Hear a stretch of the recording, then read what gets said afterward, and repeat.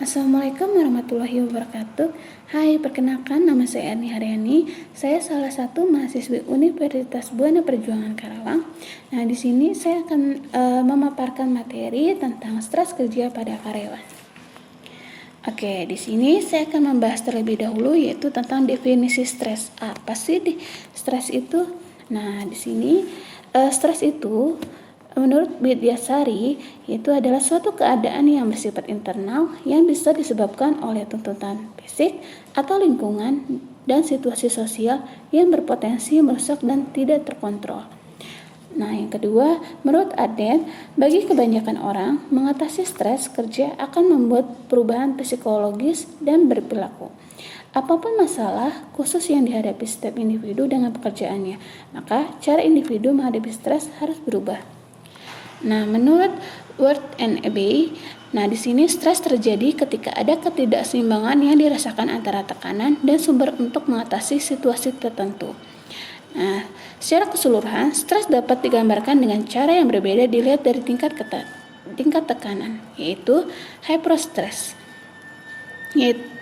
Itu tekanan yang terlalu sedikit atau kebosanan bisa menjadi sumber stres, sering mengambil bentuk emosi terpendam, frustasi, atau apatis dan depresi. Yang kedua, eustress. Dan pada tekanan optimal, individu berkembang dan memaksimalkan kinerja. Hal ini adalah sisi untuk merangsang stres, kadang-kadang disebut sebagai rangsangan stres, memungkinkan orang untuk mengakses kemampuan mental dan fisik tersembunyi. Yang ketiga yaitu hyperstress.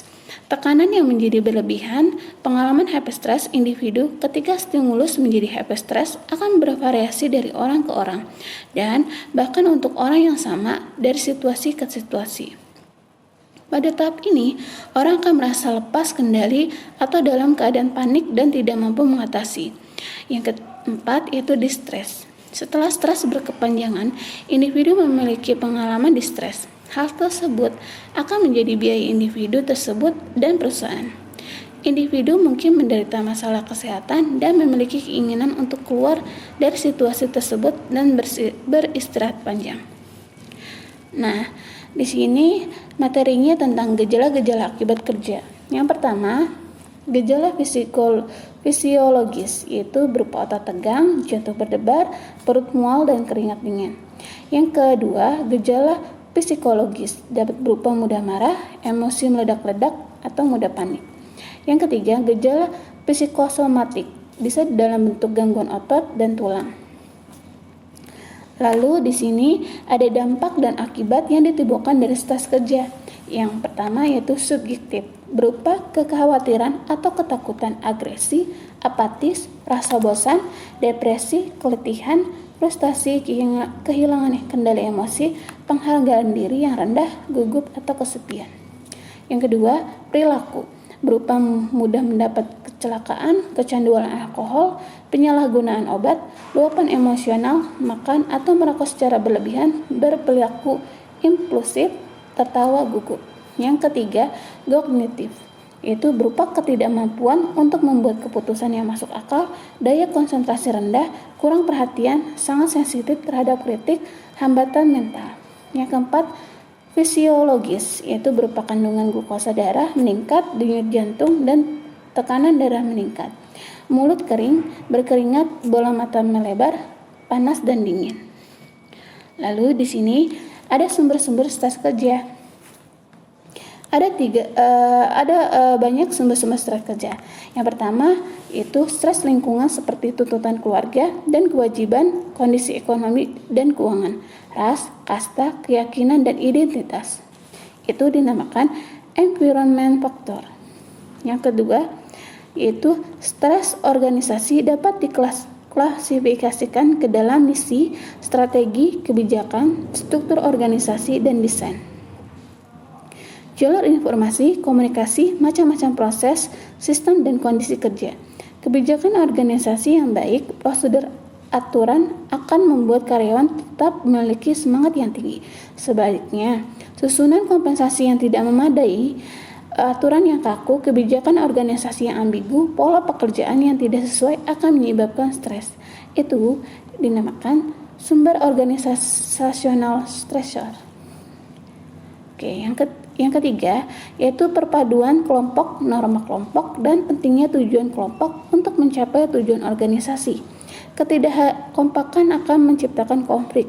Karyawan harus diberikan kesempatan penuh untuk mengembangkan diri. Orang-orang yang telah bergabung dalam kelompok bertujuan untuk memiliki keamanan sosial yang seharusnya diberikan. Selain itu, semangat karyawan harus tetap tinggi untuk menghindari stres pada kelompok. Oke, yang selanjutnya yaitu ada namanya sumber-sumber stres kerja dari individual stressor, yaitu kehidupan pribadi dan peristiwa dalam kehidupan tidak dapat dipisahkan. Peristiwa perkawinan, perceraian, kematian dalam keluarga memiliki dampak yang luar biasa pada situasi kerja. Kesulitan kehidupan pribadi memiliki tingkat stres yang tinggi. Yang selanjutnya yaitu job security. Pekerjaan dan peningkatan karir dapat menjadi sumber stres. Keamanan kerja merupakan salah satu alasan utama untuk seorang karyawan. Ketidakamanan meningkat selama masa resesi. Prospek kehilangan pekerjaan, khususnya ketika pekerjaan merupakan hal utama untuk mencari nafkah tunggal untuk pemenuhan keluarga, akan membuat stres. Alasan lain dari stres kerja adalah promosi. Seseorang harus memiliki pekerjaan yang sepadan dengan kualifikasi yang dibutuhkan. Oke, yang selanjutnya yaitu relocation, yaitu perpindahan tempat menunggu rutinitas kerja sehari-hari. Ketakutan bekerja pada lokasi yang baru dengan orang yang berbeda juga membuat stres.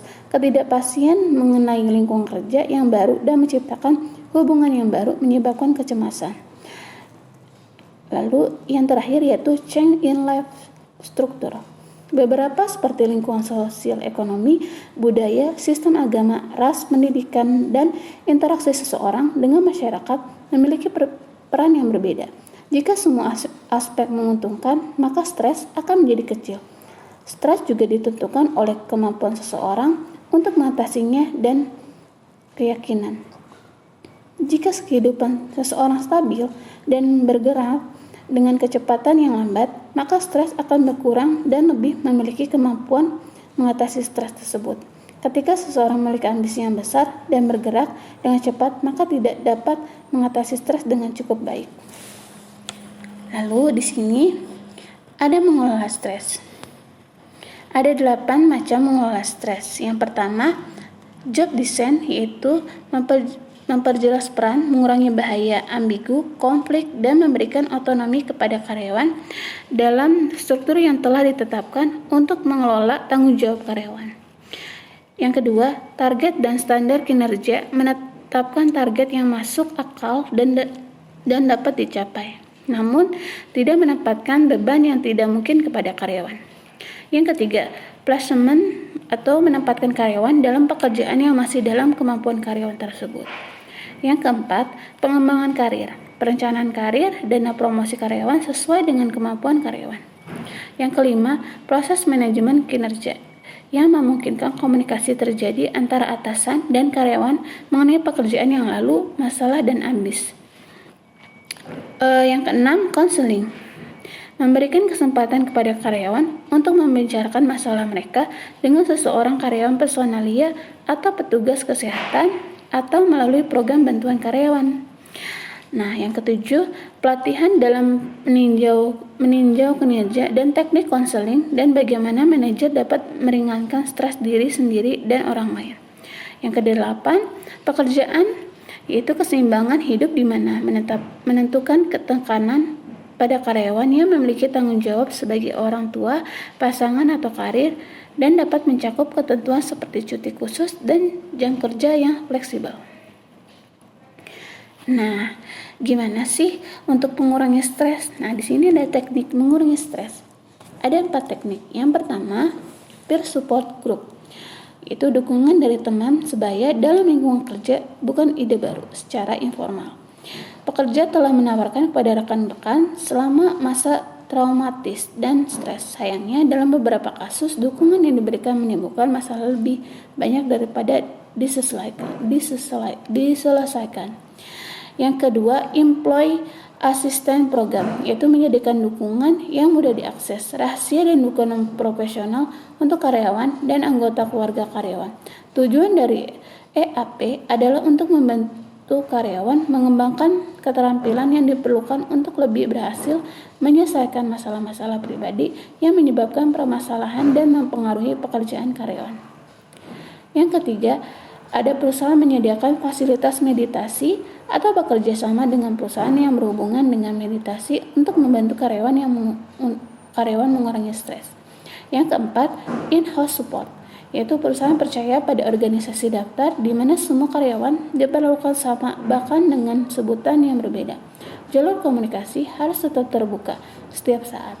Jika karyawan memiliki keraguan mengenai masa depan perusahaan dan masa depan sendirinya, karyawan harus mampu melakukan pendekatan dengan tepat dan menyuarakan keprihatinannya. Nah, di sini secara keseluruhan kesimpulannya, tetap materi stres kerja pada karyawan, yaitu pada setiap organisasi harus dapat memahami adanya berbagai gejala yang dapat menyebabkan stres kerja. Stres timbul karena adanya tuntutan fisik atau lingkungan dan situasi sosial yang menyebabkan perubahan psikologis dan perilaku individu. Sumber-sumber yang menyebabkan stres kerja ada yang berhubungan dengan pekerjaan dan di luar pekerjaan. Sumber-sumber stres kerja yang berhubungan dengan pekerjaan adalah organisasi, kelompok kerja, keamanan kerja, relocation, remuneration, karir, dan workload. Sumber-sumber yang berhubungan di luar pekerjaan adalah individu, change in life structure, stress, dan behavior, dan environment factor. Dari berbagai sumber stres yang muncul dari setiap individu, maka diharapkan organisasi atau pemilik perusahaan dapat membantu karyawan untuk mengatasi stres yang dihadapi dengan berbagai teknik. Oke, sekian dari saya. Terima kasih atas partisipasinya. Mohon maaf apabila banyak kekurangan. Dan wassalamualaikum warahmatullahi wabarakatuh.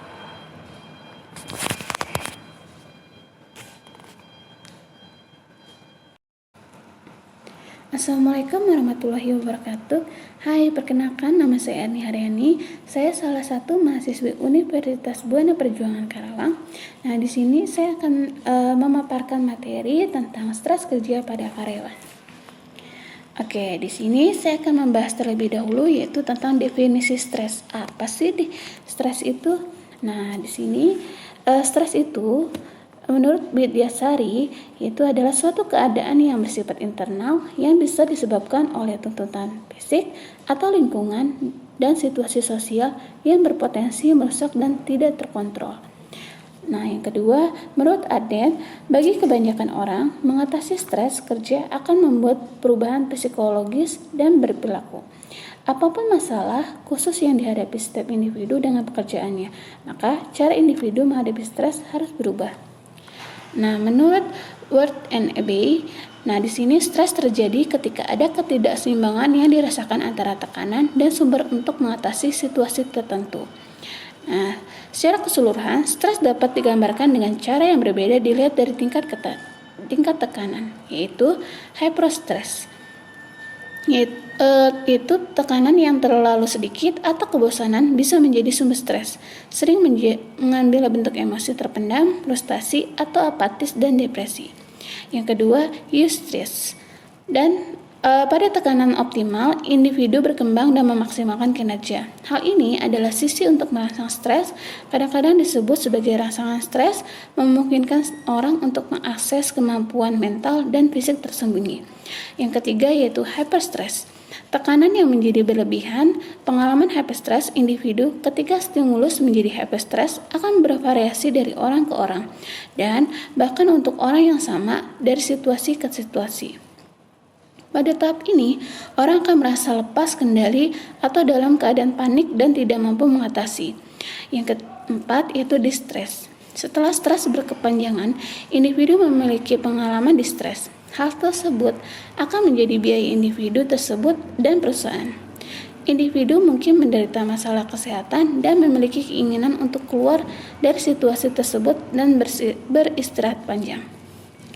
Nah, di sini materinya tentang gejala-gejala akibat kerja. Yang pertama, gejala fisiologis, yaitu berupa otot tegang, jantung berdebar, perut mual, dan keringat dingin.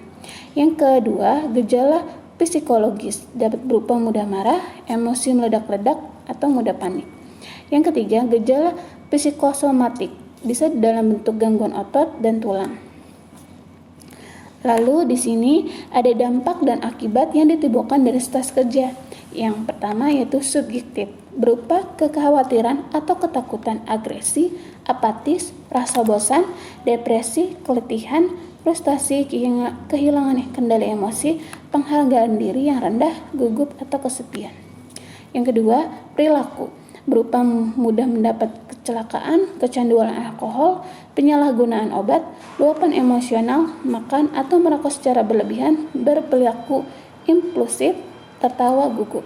Yang ketiga, kognitif, yaitu berupa ketidakmampuan untuk membuat keputusan yang masuk akal, daya konsentrasi rendah, kurang perhatian, sangat sensitif terhadap kritik, hambatan mental. Yang keempat, fisiologis, yaitu berupa kandungan glukosa darah meningkat, denyut jantung, dan tekanan darah meningkat. Mulut kering, berkeringat, bola mata melebar, panas dan dingin. Lalu di sini ada sumber-sumber stres kerja. Ada banyak sumber-sumber stres kerja. Yang pertama itu stres lingkungan seperti tuntutan keluarga dan kewajiban, kondisi ekonomi dan keuangan, ras, kasta, keyakinan dan identitas. Itu dinamakan environment factor. Yang kedua yaitu stres organisasi dapat diklasifikasikan ke dalam misi, strategi, kebijakan, struktur organisasi dan desain. Jalur informasi, komunikasi, macam-macam proses, sistem, dan kondisi kerja. Kebijakan organisasi yang baik, prosedur aturan akan membuat karyawan tetap memiliki semangat yang tinggi. Sebaliknya, susunan kompensasi yang tidak memadai, aturan yang kaku, kebijakan organisasi yang ambigu, pola pekerjaan yang tidak sesuai akan menyebabkan stres. Itu dinamakan sumber organisasional stressor. Oke, yang ketiga yaitu perpaduan kelompok, norma kelompok, dan pentingnya tujuan kelompok untuk mencapai tujuan organisasi. Ketidakkompakan akan menciptakan konflik. Karyawan harus diberikan kesempatan penuh untuk mengembangkan diri. Orang-orang yang telah bergabung dalam kelompok bertujuan untuk memiliki keamanan sosial yang seharusnya diberikan. Selain itu, semangat karyawan harus tetap tinggi untuk menghindari stres pada kelompok. Oke, yang selanjutnya yaitu ada namanya sumber-sumber stres kerja dari individual stressor, yaitu kehidupan pribadi dan peristiwa dalam kehidupan tidak dapat dipisahkan. Peristiwa perkawinan, perceraian, kematian dalam keluarga memiliki dampak yang luar biasa pada situasi kerja. Kesulitan kehidupan pribadi memiliki tingkat stres yang tinggi. Yang selanjutnya yaitu job security. Pekerjaan dan peningkatan karir dapat menjadi sumber stres. Keamanan kerja merupakan salah satu alasan utama untuk seorang karyawan. Ketidakamanan meningkat selama masa resesi. Prospek kehilangan pekerjaan, khususnya ketika pekerjaan merupakan hal utama untuk mencari nafkah tunggal untuk pemenuhan keluarga, akan membuat stres. Alasan lain dari stres kerja adalah promosi. Seseorang harus memiliki pekerjaan yang sepadan dengan kualifikasi yang dibutuhkan. Oke, yang selanjutnya yaitu relocation, yaitu perpindahan tempat menunggu rutinitas kerja sehari-hari. Ketakutan bekerja pada lokasi yang baru dengan orang yang berbeda juga membuat stres. Ketidakpastian mengenai lingkungan kerja yang baru dan menciptakan hubungan yang baru menyebabkan kecemasan. Lalu yang terakhir yaitu change in life structure. Beberapa seperti lingkungan sosial, ekonomi, budaya, sistem agama, ras, pendidikan, dan interaksi seseorang dengan masyarakat memiliki peran yang berbeda.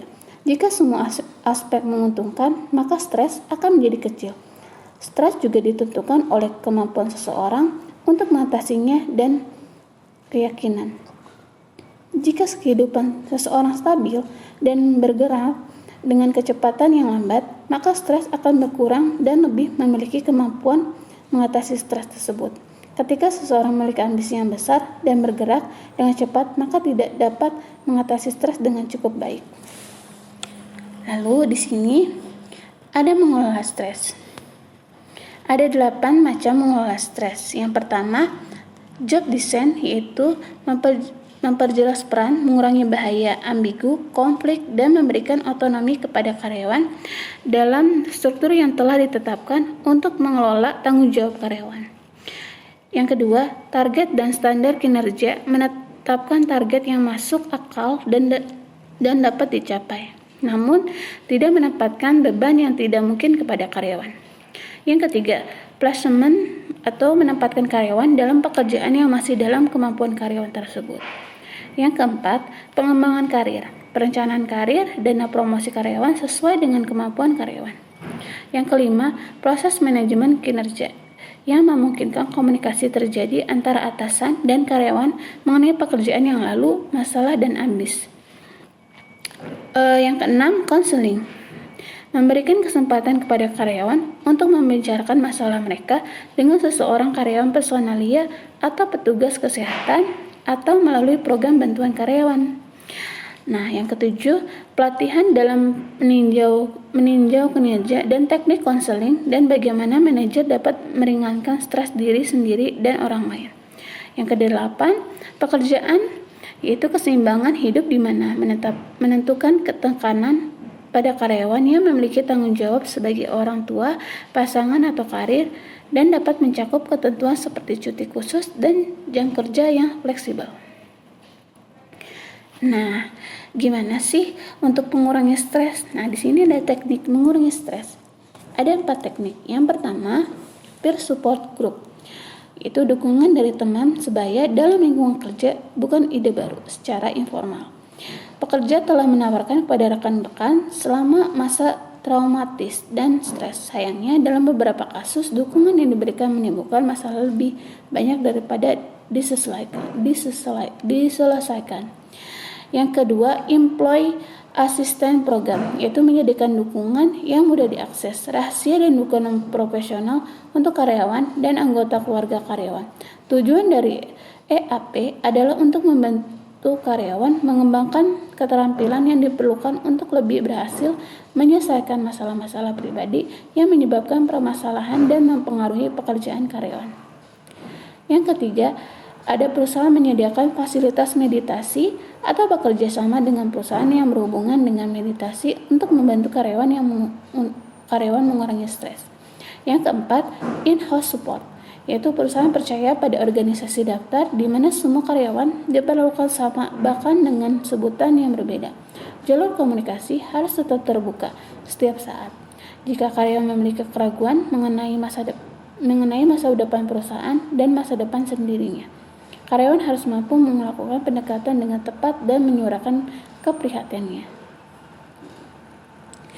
Nah, di sini secara keseluruhan kesimpulannya, tetap materi stres kerja pada karyawan, yaitu pada setiap organisasi harus dapat memahami adanya berbagai gejala yang dapat menyebabkan stres kerja. Stres timbul karena adanya tuntutan fisik atau lingkungan dan situasi sosial yang menyebabkan perubahan psikologis dan perilaku individu. Sumber-sumber yang menyebabkan stres kerja ada yang berhubungan dengan pekerjaan dan di luar pekerjaan. Sumber-sumber stres kerja yang berhubungan dengan pekerjaan adalah organisasi, kelompok kerja, keamanan kerja, relocation, remuneration, karir, dan workload. Sumber-sumber yang berhubungan di luar pekerjaan adalah individu, change in life structure, stress, dan behavior, dan environment factor. Dari berbagai sumber stres yang muncul dari setiap individu, maka diharapkan organisasi atau pemilik perusahaan dapat membantu karyawan untuk mengatasi stres yang dihadapi dengan berbagai teknik. Oke, sekian dari saya. Terima kasih atas partisipasinya. Mohon maaf apabila banyak kekurangan. Dan wassalamualaikum warahmatullahi wabarakatuh.